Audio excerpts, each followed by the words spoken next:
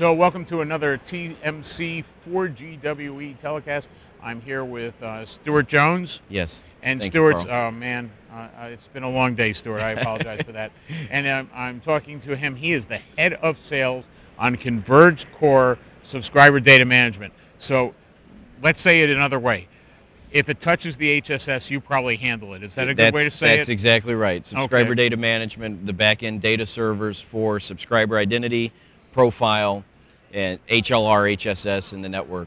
So let's talk about identity management to start, because that's really getting to some of the core issues these days. You guys just did a study. Why don't you tell us about what you guys saw and what you see in the marketplace? Will do. Thank you, Carl.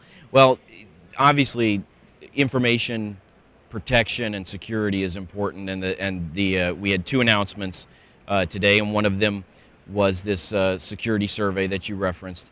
It confirmed what we all know, that people are, unless they're on Facebook, they really care about what they put on the internet. But it also had some real insights into the desire for end users like ourselves to have that information consolidated so that it can be managed. 69% said that responded that they want to see that data managed in a thoughtful way and protected for them. And the other thing that came back is that technology companies and communication service providers would be a welcomed entity to do that on behalf of the customers. So in effect, they're a trusted third party to be that source. That's exactly right, and that's what NSN's solutions around subscriber data management enable the communication service provider to be exactly what you just said, that trusted provider. So there's a lot of interesting issues here that I'm somewhat curious about, but let's talk about it internal to the carrier first. From their standpoint, I'm assuming there's a lot of issues about just getting the data to a single source strategy. Absolutely. Interestingly enough, telecommunications providers, providers in general, historically have had a real tough time utilizing subscriber information. The networks and the systems have evolved over 20 plus years, and they're really a lot of siloed data. Each and every application has its own data store, an HLR, a AAA, an HSS. And so it's been very difficult for the operators to get to that information, to use it to their benefit. A very rudimentary example that we often use, the airlines. You know, they know whether you like an aisle, a middle. Nobody likes a middle, but an aisle or a window seat, and so forth. And obviously they tune their services to your preferences, your buying tendencies, etc.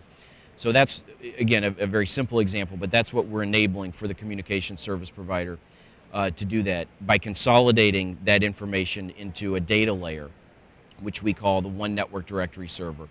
And today, the second announcement that I alluded to earlier is the announcement of our version 8 of the One Network Directory Server. The system was acquired through the acquisition of Apertio by Nokia Siemens Networks last February. And that is the heart of the subscriber data management business line inside NSN today. And you were part of that original core. Yes. So let's talk about that. When we look at it, after we do the scrubbing and after we get to this managed identity function, how do we then share it with the outside world? What's the connection between the carrier and the app providers? The process is that first the communication service provider needs to recognize the value. Virtually every communication service provider has recognized the value of that subscriber information. We have data that suggests it's about 86 to 87%. Then they consolidate it. Our system consolidates it in a logical manner. The next step is to open it up. You open it up through standard interfaces, LDAP, SH, CX from the IMS world, but it's an X500 directory system.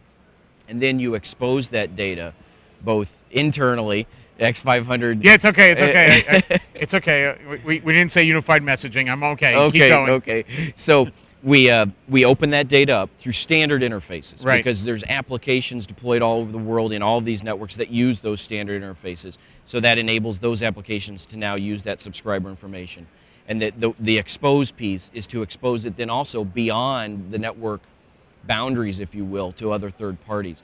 So, and to do that, that's when the protection comes in, the whole identity management. But a communication service provider can use that information to enhance the user experience over their network. I've got so many more questions for you that it would take us another time. I think what I'm going to do is write you some and have it be a blog, if that's okay. I'd be happy to follow up, absolutely. And for those people who are trying to follow this and wanted to go to the Nokia Siemens website to find out more information, where would they go? NokiaSiemens.com, and then subscriber data management. If you're here at the show, we've got obviously we're here with NSN.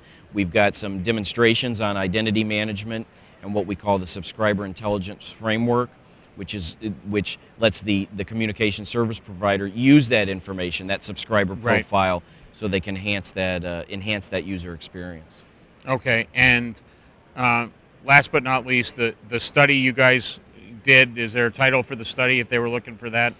It's or would it just be associated with the subscriber data management? It's subscriber data management and information security study, and the press release went out today. So I think. So I'll post the press release on my Excellent. blog so people can find it. Excellent. Well, thank you so much for your time. Thank you, Carl. I really appreciate it. Good job. Thank you.